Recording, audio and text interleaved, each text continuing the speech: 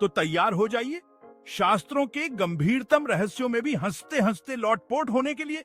खट्टर काका यहाँ हैं आपके हंसी के फव्वारे छुड़ाने।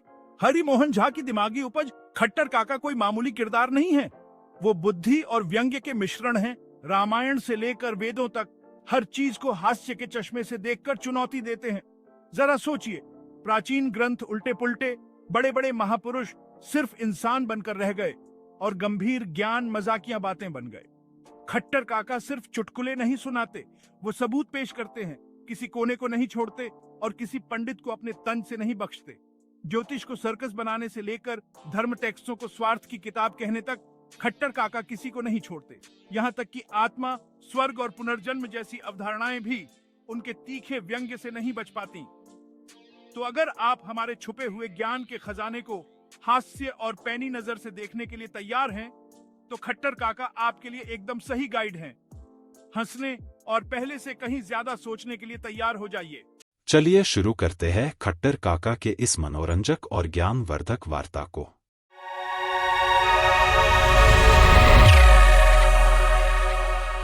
एक दिन में घूमते हुए खट्टर काका से मिलने उनके घर चला गया। खट्टर काका रामन मी के फलाहार के लिए किशमिश चुन रहे थे। खट्टर काका मेरे हाथ में गीता देखकर बोले, क्या आजकल गीता पाठ करने लगे हो? तब तो तुमसे दूर ही रहना चाहिए। सो क्यों खट्टर काका? देखो, पहले अर्जुन में मनुष्यता थी। ये भाई हैं, चाचा हैं, यह बाबा हैं, इन पर कैसे हाथ उठावें? परंतु गीता का आसव पीकर वह इस तरह वाणवर्षा करने लग गए कि वृद्ध पितामह तक की छाती छलनी कर दी। इसी से मुझे भी भय होता है कि कभी किसी बात को लेकर तकरार हो जाए और तुम भी अर्जुन की तरह निस्पृह योगी बनकर सोचने लगो। नैनन छिंदंती शस्त्राणि नैनन दहती पावका, गीता 2.23। खट्टर काका की आत्मा को तो शस्त्र काट ही नहीं सकता है, तो फिर क्यों न एक गंडासा कसकर लगा दिया जाए। और काकी रोना धोना शुरू करें तो समझाने लगो कि वासांसी जीर्णानि यथा विहाय, नवानि गृह्णाति नरोप्राणि, तथा शरीराणि विहाय जीर्णा, न्यन्यानि संयाति नवानि देहि, गीता 2.22। काकाजी का चोला बदल गया है, नया शरीर मिल गया है। आप खुश होकर सोहर गाएं। विलाप क्यों कर रही हैं? यदि गांव के नवयुवक गीता के उपदेश पर चलने लगें तो कितने चाचा मारे जाएंगे, कितनी चाचियां विधवा होंगी, इसका ठिकाना नहीं। इसीलिए मैं हाथ जोड़ता हूं। पढ़ना ही है तो गीत गोविंद पढ़ो, मगर गीता का चस्का मत लगाओ। खट्टर काका, लोग कहते हैं कि गीता अहिंसा वैराग्य की शिक्षा देती है। अजी, मैं तो सीधी बात जानता हूं। यदि अर्जुन गीता का उपदेश सुनने के बाद गांडीव फेंक कर गेरुआ वस्त्र धारण करते, कवच उतारकर कमंडल ग्रहण करते और कुरुक्षेत्र छोड़ वाराह क्षेत्र का मार्ग पकड़ते, तब मैं मान लेता कि गीता में अहिंसा वैराग्य भरा है। परंतु वह तो मत्स्यवेद की तरह भाई बंधुओं का मस्तकवेद करने लगे। अजी, एक तो यूं ही आजकल बर्छी भाले निकलते रहते हैं, अगर उन पर गीता की सान चढ़ गई तो प्रत्येक गांव कुरुक्षेत्र बन जाएगा। अतएव मैं हाथ जोड़ता हूं, अभी गर्म खून में गीता मत पढ़ो। खट्टर काका, हो सकता है कि गीताकार का वास्तविक अभिप्राय कुछ और हो। खट्टर काका बिगड़कर बोले, दूसरा अभिप्राय मैं कैसे समझूं? स्वयं गीताकार ही तो सारथी बनकर आगे बैठे थे। तब उन्होंने रथ मोड़ क्यों नहीं लिया? वह कहते, ओ अर्जुन, मैंने तुम्हें इतना ज्ञान दिया है कि यह शरीर नश्वर है, संसार क्षणभंगुर है, हस्तिनापुर की क्या हस्ती, एक दिन मिट्टी में मिल जाएगा। इस कारण तुम रक्त की धारा क्यों बहाओगे? सांसारिक सुख तुच्छ है, तुम राज्य की कामना छोड़ दो। क्या गद्दी की खातिर वृद्ध पितामह एवं पूज्य द्रोणाचार्य पर तीर छोड़ना तुम्हें शोभा देगा? यही न होगा कि लोग हंसेंगे कि क्षत्रिय होकर मैदान छोड़ दिया। परंतु जो यथार्थ ज्ञानी होते हैं, वे निंदा या प्रशंसा से विचलित नहीं होते। छोड़ो इस झमेले को और चलो मेरे साथ हिमालय। लेकिन ये सब बातें तो उन्होंने कही नहीं। उल्टे उन्होंने अर्जुन को लड़ने के लिए भड़का दिया। और तुम समझते हो कि गीता में अहिंसा और वैराग्य भरा है। हाय रे बुद्धि! खट्टर काका, बड़े बड़े लोग गीता के द्वारा विश्व शांति स्थापित करना चाहते हैं और आपको उसमें युद्ध का संदेश मिलता है। तुमने आल्हा सुना है? किस प्रकार गाकर जोश बढ़ाया जाता है, आखिर राम करे सो होए, एक दिन सबको मरना होगा। और उसी बोल पर कितने कटकर मर जाते हैं। मुझे तो वही ललकार गीता में भी सुनाई पड़ती है। अंतवंत इमे देहा नित्यस्योक्ता शरीरिण अनाशिनो प्रमेयस्य तस्माद् युध्यस्व भारत, गीता 2.18। जिसका मतलब है, लेकिन कभी तो मरना ही है, इसलिए अभी मर जाओ। यह तर्क तो मुझे नहीं जंचता। खट्टर काका, भगवान का कहना है कि जीव का कभी नाश नहीं होता है। यदि जीव का नाश नहीं होता है, तो खून की सजा फांसी क्यों होती है? श्री कृष्ण अर्जुन को तो उपदेश देते हैं कि गता सूंगता सूंश्च नानुशोचंती पंडिता, गीता 2:11। परंतु जब अभिमन्यु का वध होता है, तो वह ज्ञान कहाँ विलीन हो जाता? यदि वास्तव में यही बात सत्य है कि न जायते म्रियते व कदाचित, नायम भूत्वा भविता व न भूयः, अजो नित्यः शाश्वतोयम पुराण, न हन्यते हन्यमाने शरीरे, गीता 2.20। तब फिर जयद्रथ से बदला लेने के लिए इतना प्रपंच क्यों रचा गया? उस समय यह वचन क्यों भूल गए कि दुःखेष्वनुद्विग्नम्ना सुखेषु विगतस्प्रियः, वीतराग भयक्रोधः स्थित धीर मुनिरुच्यते। अजी, तुम अभी बच्चे हो, इन बातों को नहीं समझोगे। खट्टर काका, कहा जाता है, सर्वोपनिष्टो गावो दोग्धा गोपाल नंदना, पार्थो वत्स सुधीर भोक्ता दुग्धं गीतामृत महत। समस्त उपनिषदों का मंथन कर कृष्ण भगवान ने गीता रूपी अमृत निकालकर अर्जुन रूपी बछड़े को पान कराया है। हाँ, अर्जुन तो बछिया के ताऊ थे ही, तभी तो श्री कृष्ण ने उन्हें पुचकार कर लड़ाई में जोत दिया। एक तरह देखा जाए तो अर्जुन को फुसलाने के लिए ही गीता की रचना हुई है। श्री कृष्ण को लड़ाने की इच्छा थी। अर्जुन की पीठ ठोंक दी और स्वयं महाभारत का तमाशा देखते रहे। अर्जुन पर इस तरह श्याम रंग चढ़ गया कि उन्होंने संपूर्ण वंश का मटियामेट कर दिया। खट्टर काका, अर्जुन ने अनासक्त होकर युद्ध किया, राज्य के लोभ से नहीं। खट्टर काका व्यंग्य करते हुए बोले, हाँ, हस्तिनापुर की गद्दी तुम्हारे ही नाम से वसीयत कर गए हैं।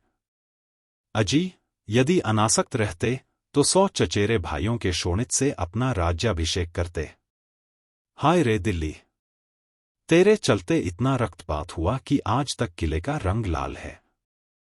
धन्य है खट्टर काका, कहां से कहां शह चला देते हैं। देखो, श्री कृष्ण को लड़ाना था और अर्जुन को अपनी बुद्धि थी ही नहीं। इसी से जो जो मन में आया, कृष्ण कहते गए, शरीर नाशवान है, इसलिए युद्ध करो। आत्मा अमर है, इसलिए युद्ध करो। क्षत्रिय हो, इसलिए युद्ध करो। नहीं लड़ने से निंदा होगी, इसलिए युद्ध करो।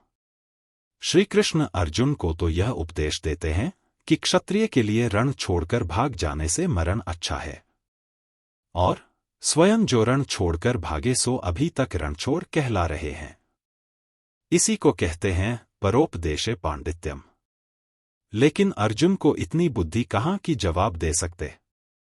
गट-गट सुनते गए, और जब सब कुछ सुनकर भी अर्जुन के पल्ले कुछ नहीं पड़ा, तब कृष्ण ने अपना विकराल रूप दिखाकर अर्जुन को डरा दिया। यदि उस तरह नहीं समझोगे तो इस तरह समझो। मुझे एक बात याद आती है। एक बार तुम्हारी चाची काशी स्नान करने जा रही थी। उनके साथ एक 5 साल का बच्चा था। वह भी साथ जाने के लिए जिद करने लगा। मैंने उसे बहुत तरह से समझाया कि नदी में तेज बहाव है, वहां बच्चे डूब जाते हैं। पानी में मगर रहते हैं, पकड़ लेते हैं। मत जाओ। जब वह किसी तरह नहीं माना, तब रामलीला वाले राक्षस का चेहरा लगाकर उसे डरा दिया। वह देखते ही जो सीधा हुआ, सो फिर क्यों मचलेगा? ए भाई, मुझे तो उस बच्चे में और अर्जुन में कोई खास अंतर नहीं जान पड़ता है। नहीं खट्टर जी, काका, गीता में जो इतना इनके ज्ञान कुल योग, की रीति ही भक्ति योग, ऐसी थी। कर्म योग भरा है। बाप ने सभी योगों का लक्ष्य यही है कि तस्मात् युध्यस्व भारत, यानी कौरवों को मारो। अर्जुन किसी तरह लड़ने को तैयार हो, इसीलिए इतना सारा निष्काम कर्म और अनासक्ति योग का महाजाल रचा गया।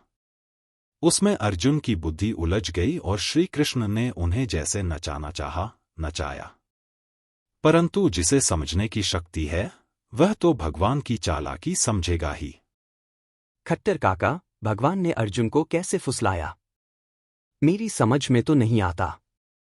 तुम्हारी क्या बिसात, बड़े बड़े पंडितों की समझ में नहीं आता, परंतु मुझे तो बिल्कुल साफ नजर आता है। भगवान कहते हैं कि प्रजाति यदा कामान सर्वान पार्थ मनोगतान आत्मनेवात्मना तुष्ट स्थित प्रज्ञस्त दोच्यते, गीता 2.55। अर्थात जो सारी इच्छाओं का त्याग कर देते हैं, वे ही यथार्थ ज्ञानी हैं। तब फिर राज्य और स्वर्ग का प्रलोभन क्यों देते हैं? हतो वा प्राप्स्यसि स्वर्गं जित्वा वा भोक्ष्यसे महीम, तस्मादुत्तिष्ठ कौन्तेय युद्धाय कृतनिश्चय, गीता 2:37। हे अर्जुन, यदि मरोगे तो स्वर्ग मिलेगा, जीतोगे तो राज्य मिलेगा। तुम्हारे दोनों हाथ लड्डू हैं, अतएव उठो और युद्ध करो। अर्जुन ने तर्कशास्त्र नहीं पढ़ा था, इसी कारण उभयतः पाश में बंध गए। यदि मैं रहता तो कहता, हे कृपा निधान। एक तृतीय कोटि भी तो हो सकती है कि वे अर्जुन को पकड़कर बंदी बना ले, तब तो माया मिली न राम। परंतु अर्जुन तो सीधे धनुर्धर थे।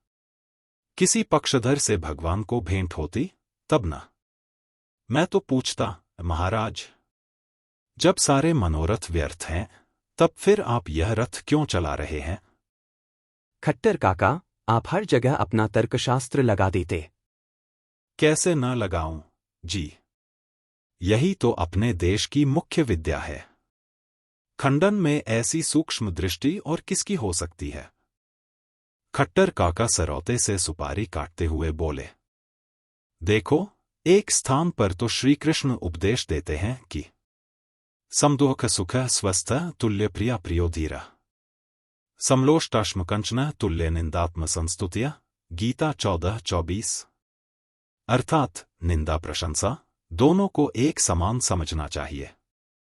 और दूसरी जगह यह भी कहते हैं कि अकीर्ति चापी भूतानि कथयिष्यति ते व्ययाम संभावितस्य चाकीर्तियः मरणात्तिरिच्यते, गीता 2.34। अर्थात युद्ध नहीं करोगे तो तुम्हारी निंदा होगी, इससे तो मर जाना ही अच्छा है।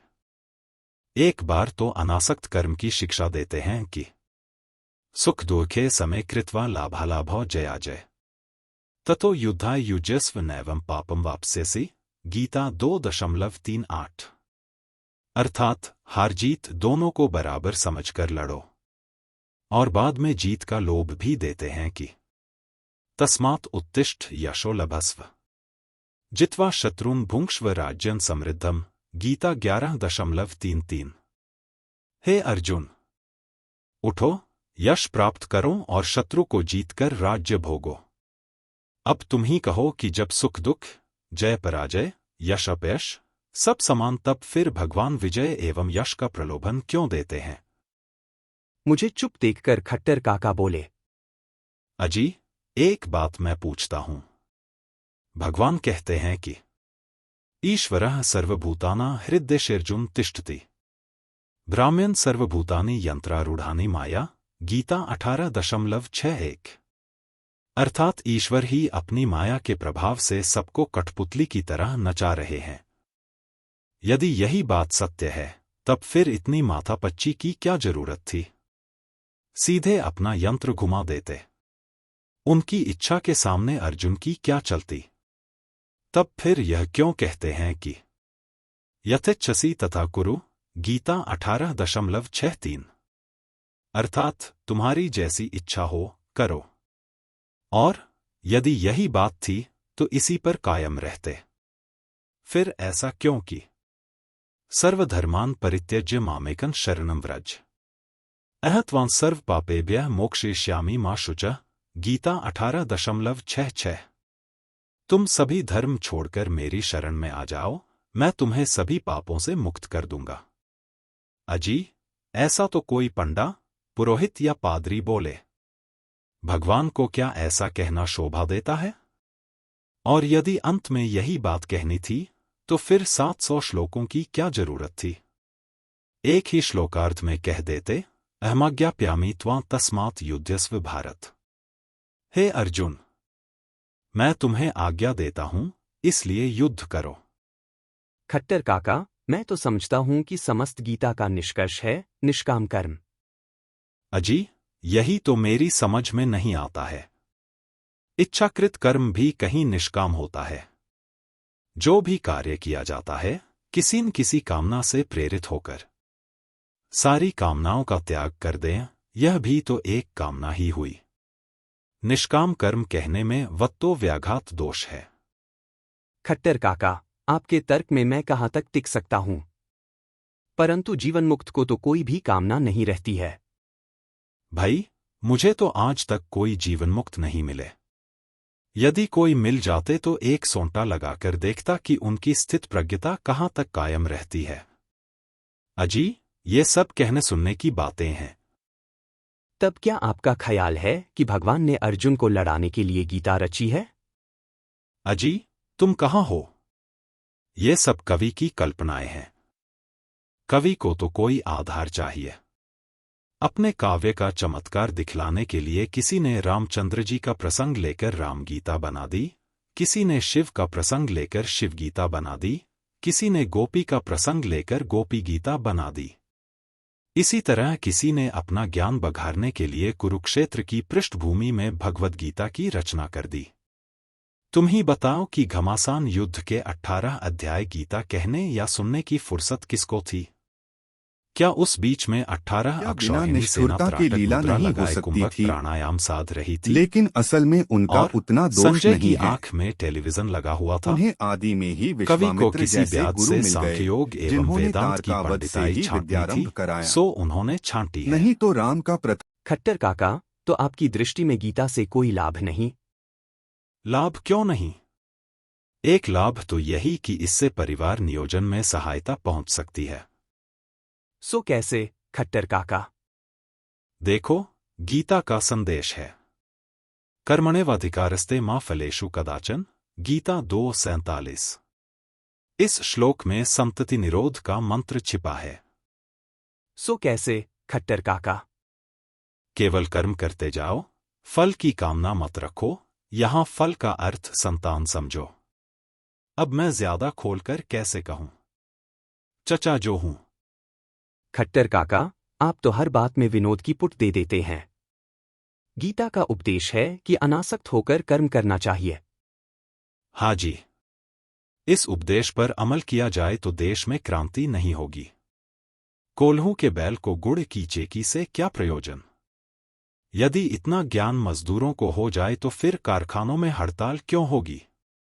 लेकिन आजकल तो देश में उल्टी गीता चल पड़ी है। फलेष्वेवाधिकारस्तु मा कर्मणि कदाचन।